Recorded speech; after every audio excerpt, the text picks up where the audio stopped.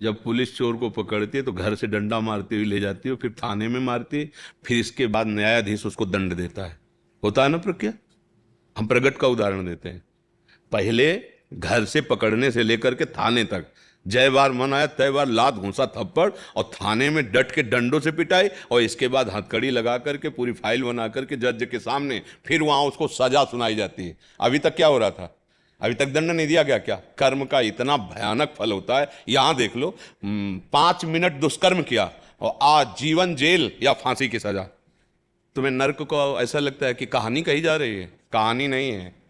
जो जेल जाते हैं ना, फिर लौट के जब आते हैं ना, तो कहते हैं कि दूसरे के जूते खा लो लेकिन जेल मत जाओ, ऐसा कर्म मत करो। जब वहाँ 10वें वर्ष 20वें वर्ष उनके बीच में रहना पड़ता है, जो सब गलत काम करने वाले लोग, तब उनका जीना मुश्किल हो जाता है। तो भाई 5 मिनट उन्होंने अपराध किया था तो 10 मिनट दंड दे देते, आजीवन कारावास क्यों? आप प्रश्न कर सकते हो क्या? कानून है, कानून ऐसे भागवतिक कानून है।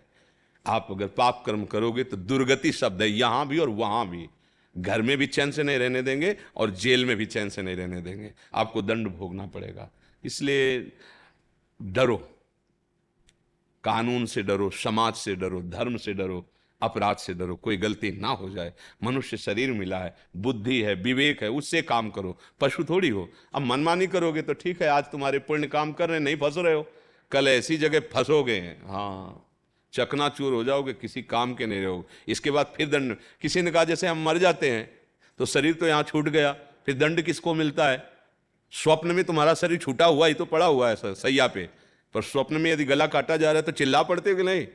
इसमें तो चाकू क्या, इसमें तो सुई भी नहीं घुसी, और चिल्ला कैसे रहे हो? सपने में यदि दुख मिल रहा है तो है ना तुम्हारा स्वाप्निक शरीर। ऐसे ही नरक में जो मिलता है उसका नाम यातना दे, देवलोक में जो सुख मिलता है उसका नाम देव दे, ये जो है स्थूल सूक्ष्म कारण दे। अब अज्ञान है तो तुम्हारी कल्पना से थोड़ी बातें बनेंगी। इसलिए हम सबसे प्रार्थना बार बार यही करते हैं कि भाई शराब मत पियो। क्यों? क्योंकि तुम्हारी बुद्धि ठीक निर्णय नहीं कर पाएगी, उससे अपराध बन जाएंगे। मांस मत खाओ। क्यों?